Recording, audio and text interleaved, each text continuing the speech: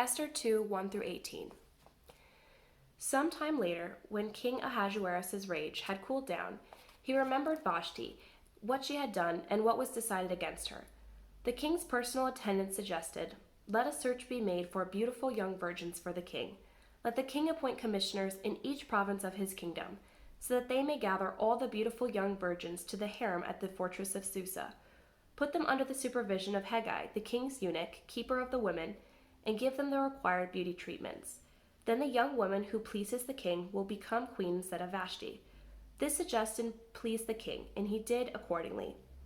In the fortress of Susa, there was a Jewish man named Mordecai, son of Jair, son of Shimei, son of Kish, a Benjaminite.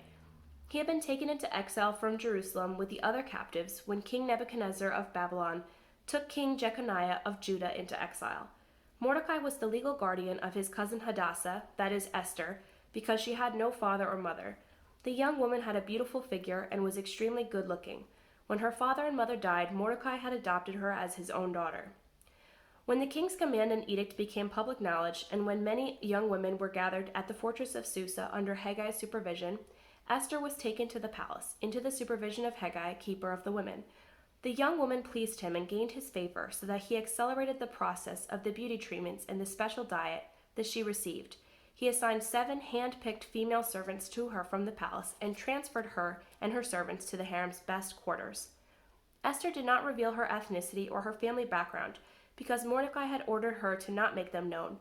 Every day, Mordecai took a walk in front of the harem's courtyard to learn how Esther was doing and to see what was happening to her. During the year before each woman's turn to go to King Ahasuerus, the harem regulation required her to receive beauty treatments of oil of myrrh for 6 months, and then perfumes and cosmetics for another 6 months. When the young woman would go to the king, she was given whatever she requested to take with her from the harem to the palace. She would go in the evening, and in the morning she would return to a second harem under the supervision of the king's eunuch, Shaskaz, keeper of the concubines.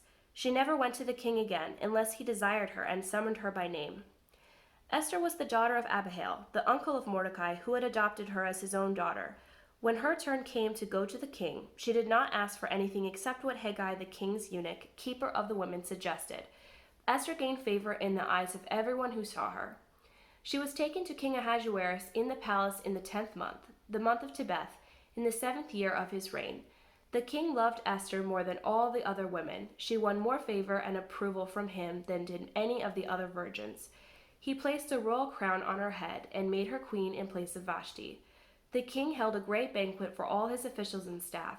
It was Esther's banquet. He freed his provinces from tax payments and gave gifts worthy of the king's bounty.